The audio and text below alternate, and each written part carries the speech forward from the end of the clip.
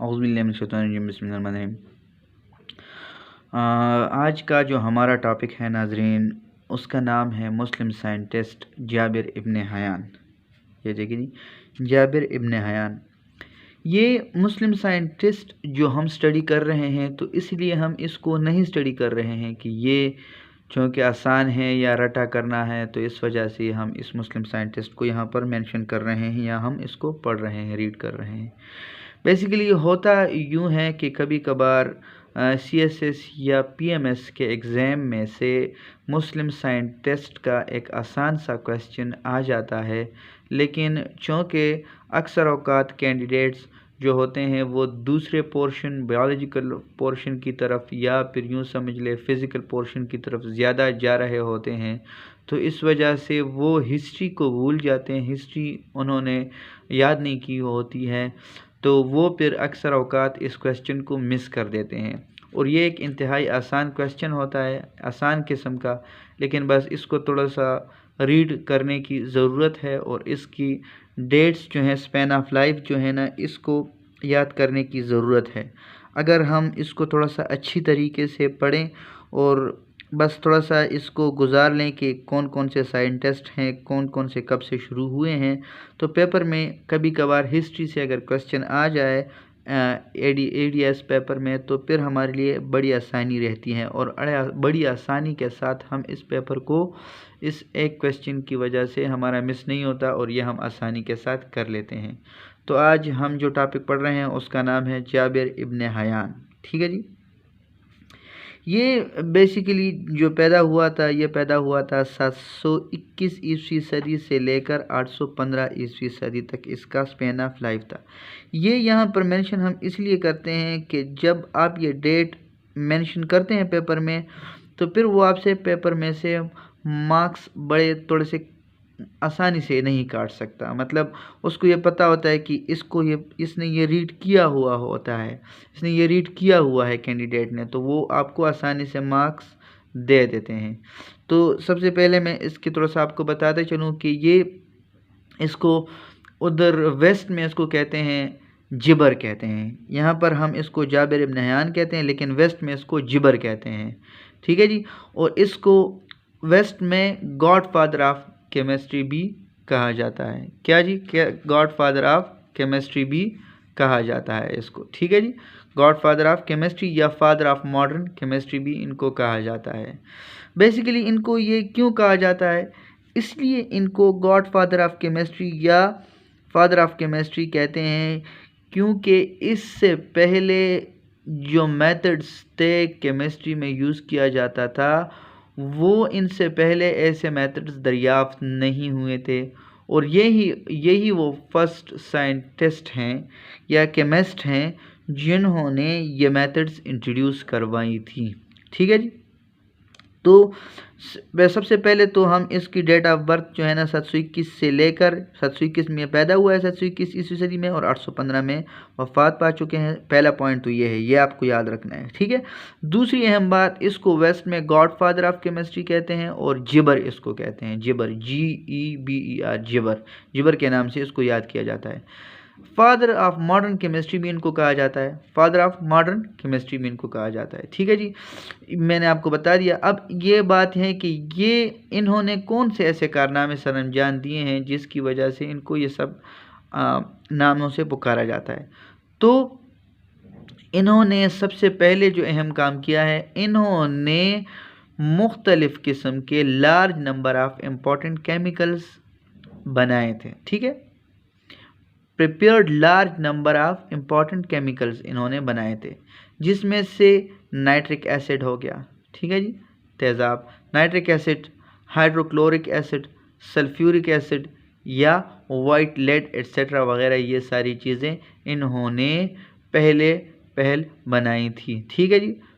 Prepared large number of important chemicals like nitric acid, hydrochloric acid, sulphuric acid और white lead etcetera.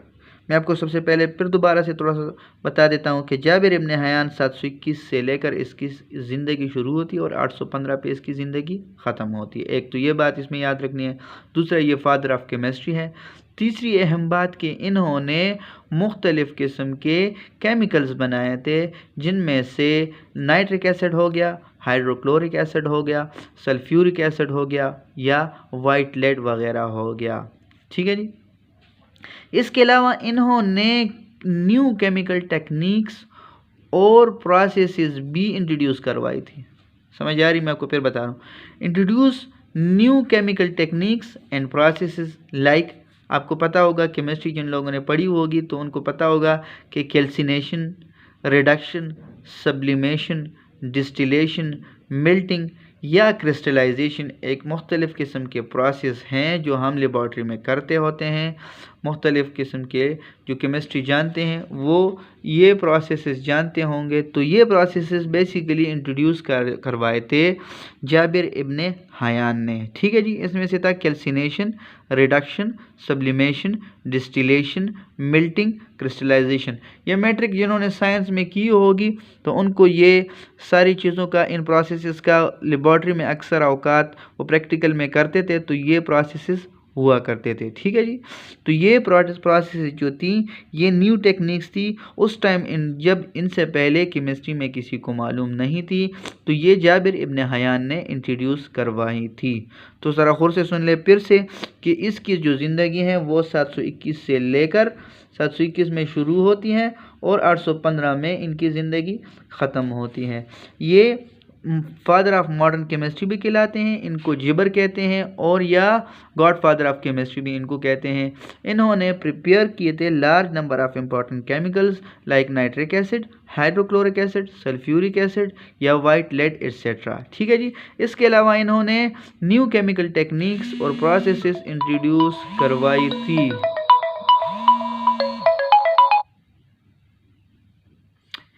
इसके अलावा जी ये जो processes थी उनमें से calcination, reduction, sublimation, distillation, melting और क्रिस्टलाइजेशन वगैरह हो गई। इसके अलावा जो जियोलॉजिकल ज़मीन के अंदर जो मुख्तलिफ़ फॉर्मेशंस होती हैं मेटल्स की, उसकी थ्योरी, डिटेल थ्योरी भी इन्होंने हमें बताई थी।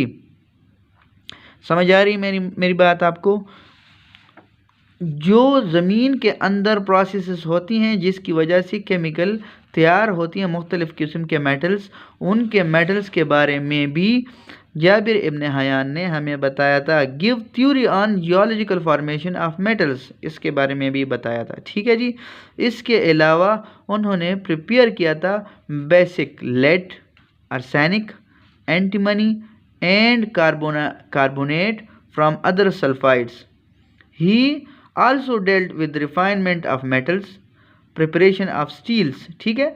स्टील की प्रिपरेशन भी इन्होंने बताई थी कि किस तरह होता है। इसके अलावा डाइंग ऑफ क्लोथ्स, ठीक है जी, और डाइंग ऑफ लेदर, के लेदर को कैसे रंग किया जाता है और कपड़े को कैसे रंग किया जाता है, ये तरीक़ाकार भी इन्होंने ही बताया था।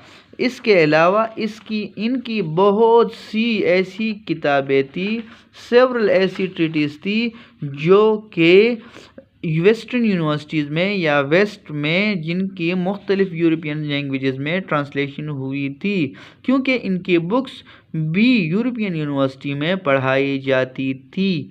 तो इस वजह से इनको बहुत ज़्यादा अहमियत हासिल है और ये एक प्रोफेशनल साइंटिस्ट थे, प्रोफेशनल केमिस्ट थे। इनके अलावा इनकी बहुत सी अहम किताबें हैं जिनको याद करना आपको बहुत ज़्यादा ज़रूरी है, जिसमें से जो एक बुक थी मैं आपके सामने रख देता हूँ, यह है किताब रहमा जो है, किताब अल-तजमी या बुक ऑफ 70 और कंपोजिशन ऑफ अल्कीमी। तो आप इसको आसानी से इस तरह याद कर सकते हैं, रहमी, तजमी, कीमी, ये 3 बुक्स आप याद कर लें तो आपके लिए इंतहाई आसान होगी, रहमी, तजमी और अलकीमी। और इसके अलावा आपको बताते चलूँ, ये आप इन वीडियोस को आप देखते चले जाएं, आपको ख़ुद ब खुद ये याद होते चले जाएंगे। इसके अलावा आप इस तरह कर सकते हैं कि इसकी प्रैक्टिस भी कर लें। इसको इन सब वीडियो के देखने के बाद आप पेन और कापी ले लें और इनको एक दफ़ा लिख लें, ताकि आपको पता लगे कि आपको कौन कौन सी चीज़ें याद हुई हैं और कौन कौन सी चीज़ें भूल गई हैं। ठीक है जी, बहुत बहुत शुक्रिया आपका वीडियो देखने का। उम्मीद रखते हैं कि आप यूं ही हमारी वीडियोस देखते रहेंगे और हम आपको ये वीडियोस भेजते रहेंगे। अस्सलाम।